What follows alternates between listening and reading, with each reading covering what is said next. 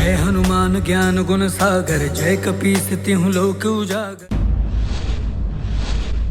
जिस देवी ने मेरे साथ वनवास पर आकर पूर्व में ही अनेकों कष्ट उठाए, उन्हें इस रावण ने अभी तक कष्ट में रखा है।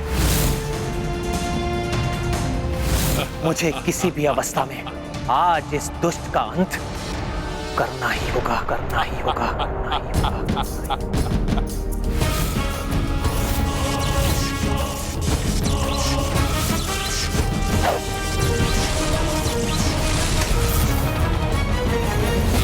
धर्म का है शूर, एक धर्मी और क्रूर, दोनों वीर देखो युद्ध में डटे, दोनों वीर देखो युद्ध में डटे। झूमते मलंग से उमंग से तरंग से, भीगे ना तनिक न पीछे को हटे, भीगे ना तनिक न पीछे को हटे। देव भी त्रिदेव भी और सारी सृष्टि भी साक्षियों के रूप में नियुक्त है। धर्म का धर्म से, सत्य का असत्य से, नीति का अनीति से ये युद्ध है, नीति का अनीति से ये युद्ध है। क्या सोचते हो तुम वनवासी, अपने इन बाणों से लंकेश रावण को भयभीत कर लोगे? नहीं, इतना शक्तिहीन नहीं है रावण। ओह, तो भेष बदलकर छल से एक असहाय स्त्री का हरण करने वाले धूर्त राक्षस रावण स्वयं को शक्तिहीन नहीं अपितु शौर्यवान समझता है। यदि हां, तो ये मात्र तुम्हारी भूल है निर्लज्ज, और आज तुम्हें तुम्हारी सभी भूलों का दंड अवश्य मिलेगा।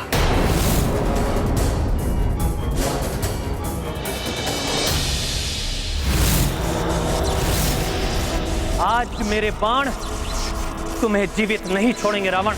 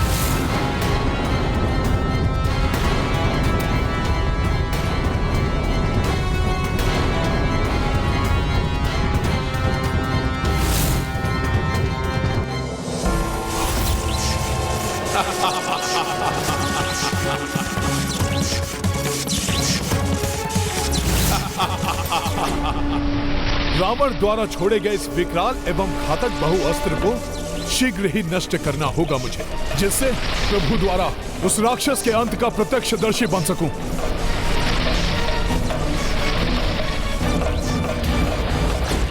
हे प्रभु धन्वंतरी जी, राम काज पूर्ण करने में मेरी सहायता कीजिए। अपने इस महाविकराल अस्त्र को निरस्त कीजिए प्रभु।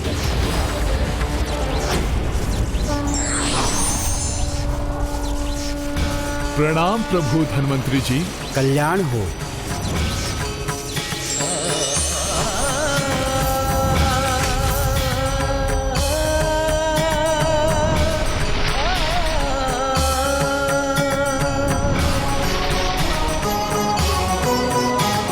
आप मेरी एक ही गुहार पर मेरी सहायता करने आ गए, उसके लिए आपको अनेकों धन्यवाद धन्वंतरी जी।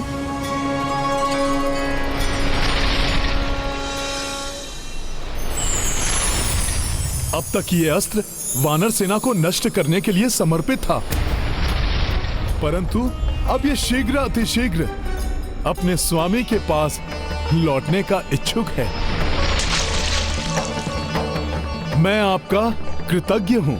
आपने राम काज पूर्ण करने में मेरी सहायता की। मुझे मेरा अस्त्र लौटाने के लिए, उस अयोग्य अधर्मी रावण के प्रभाव से उसे मुक्त कराने के लिए धन्यवाद तो मुझे कहना चाहिए हनुमान। मैं तुम्हें आशीष देता हूँ। शीघ्र रावण की सुरक्षा करने वाली सभी शक्तियों का नाश करोगे तुम। धन्वंतरी जी किन शक्तियों का उल्लेख कर रहे थे? कौन सी शक्ति है जो अभी भी रावण की रक्षा कर रही है?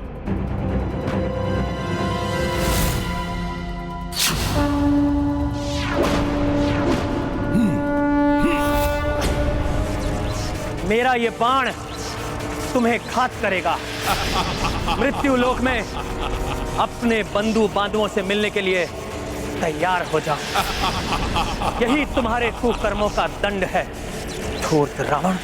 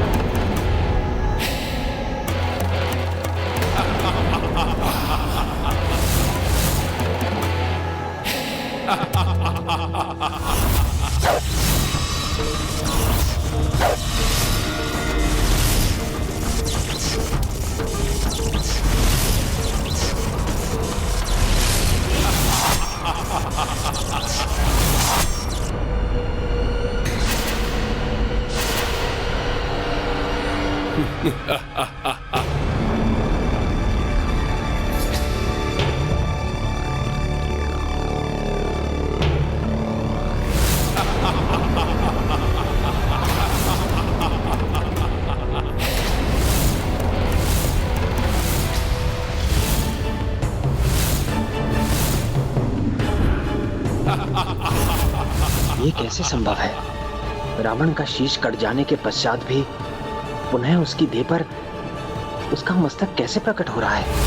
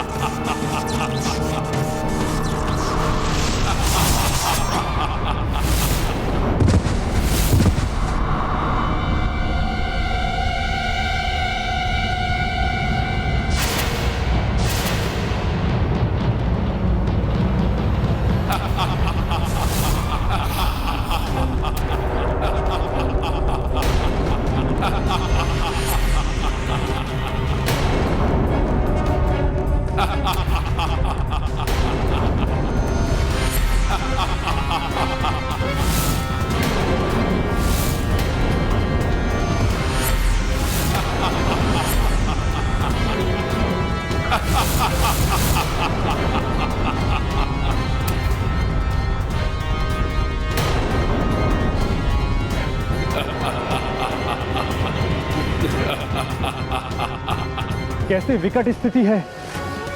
भैया श्री राम के बाणों का इस दुष्ट राक्षस पर कोई प्रभाव नहीं पड़ रहा। धन्वंतरी जी ने उचित ही कहा था।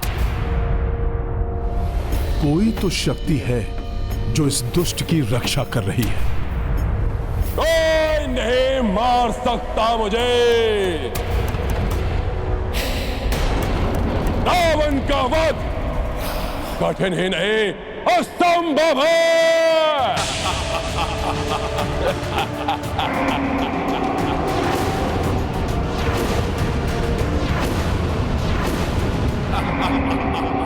भी शक्ति रावण की रक्षा कर रही है उसे भी नष्ट करूंगा मैं। रावण का अंत यदि असंभव है तो उसे संभव बनाऊंगा मैं।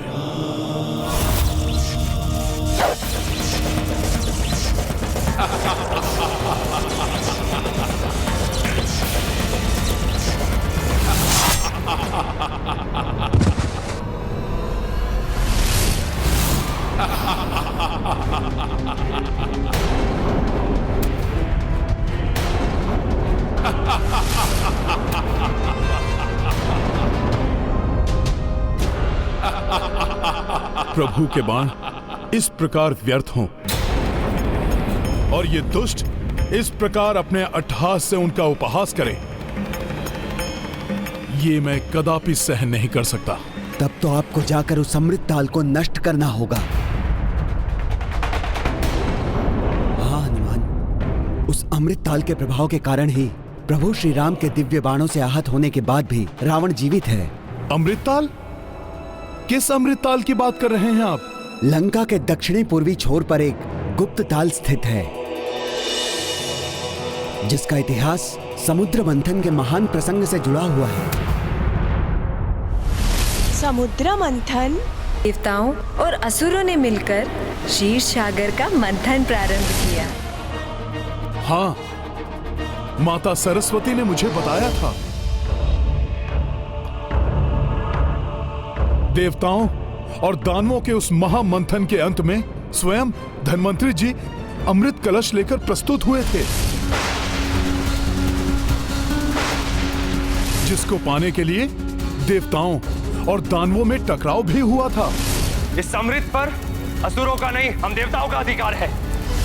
और उसी समय जब देवताओं ने उन लालची राक्षसों से उस अमृत कलश को पुनः प्राप्त कर लिया तो देवराज इंद्र ने उसे जयंत को चंद्रमा पर सुरक्षित रखने के लिए दे दिया। जयंत तुरंत ही उस अमृत कलश को अपने पंजों में दबाकर चंद्रमा की ओर बढ़ चले और निरंतर 12 दिनों तक सूर्यदेव, चंद्रदेव और शनिदेव की शरण में उड़ान भरते रहे।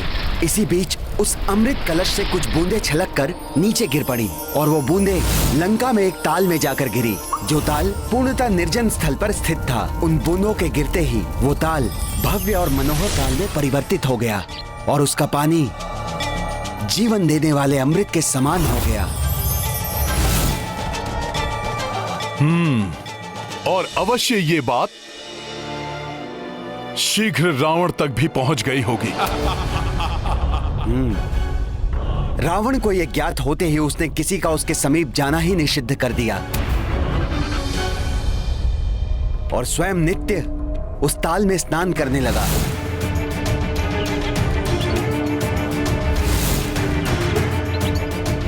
जिसके प्रभाव से वो अजेय हो गया और अब जब तक रावण का जीवन स्रोत वो ताल सूखता नहीं, रावण को कोई परास्त नहीं कर सकता।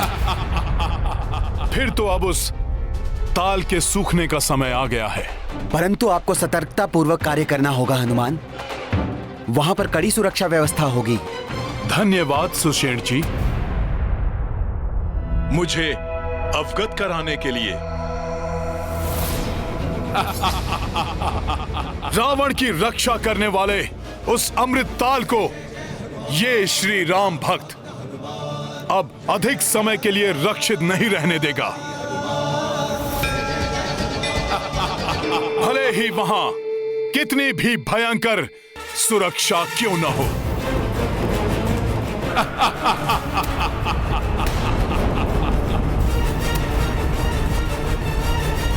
जय श्री राम।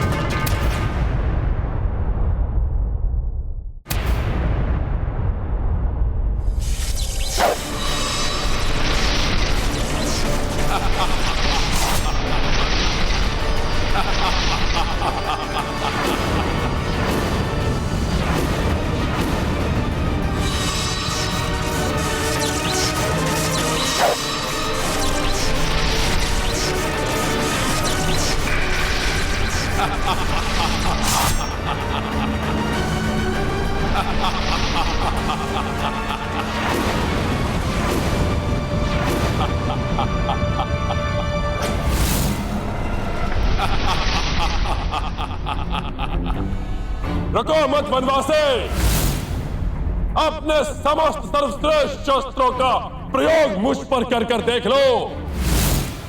ये त्रिलोक विजेता दशानन रावण को तनिक भी हानि पहुंचा सकते हैं या नहीं?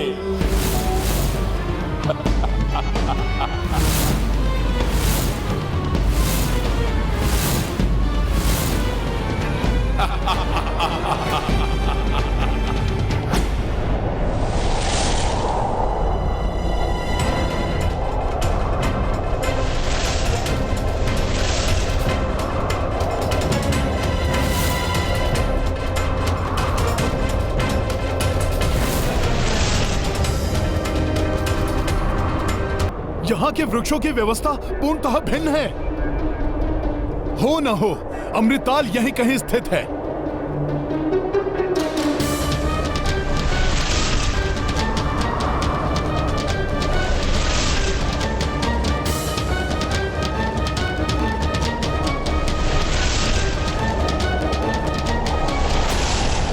जय श्री राम, जय श्री राम।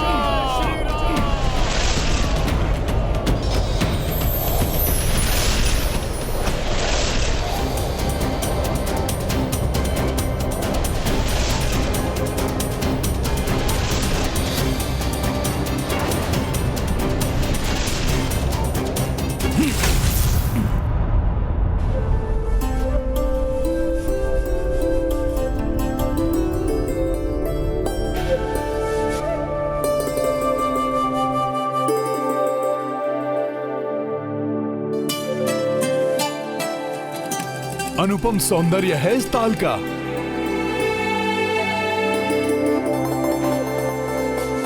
इस सघन वन में तो मात्र एक ही जलाशय है, परंतु फिर भी यहाँ पर एक भी पशु, पक्षी अथवा जल जीव नहीं, अर्थात उन वृक्षों के सिवाय अन्य भी कोई है यहाँ जो इस ताल की रक्षा कर रहा है। परंतु जो भी हो, मुझे तो शीघ्र इस ताल को नष्ट कर अपना कार्य पूर्ण करना होगा।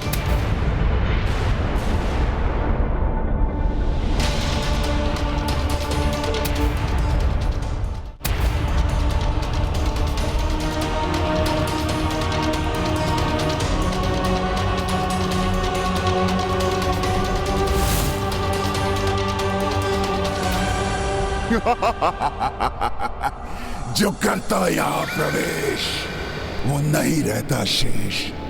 अंत करूंगा मैं इस दुस्साहसी वानर का।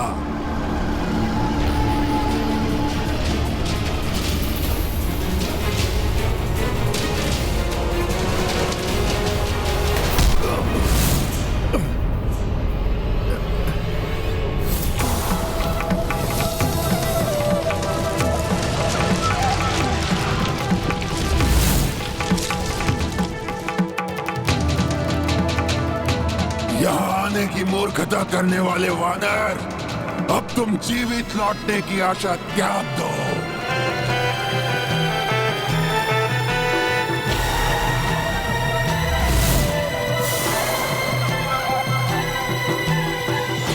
अधर्म अपने बचाव के लिए कितने भी प्रयास कर ले, अंततः धर्म की शक्ति के आगे टूट जाता है। तुम जैसे अधर्मी को नष्ट करने के लिए मैं आज तुम पर तब तक निरंतर आघात करता रहूंगा जब तक तुम्हारा सर्वनाश ना हो जाए। तो अपनी इच्छा पूर्ण कर लो वनवासी।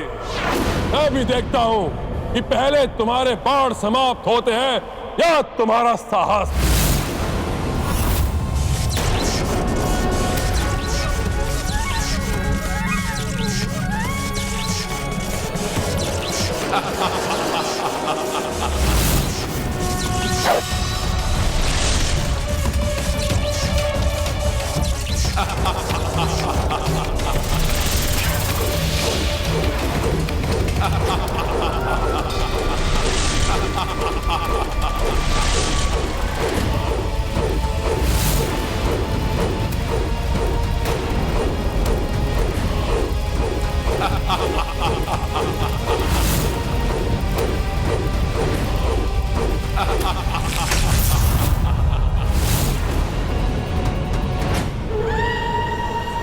तुम ना तो यहाँ आने का अपना प्रयोजन सिद्ध कर सकोगे और ना ही यहाँ से लौट सकोगे।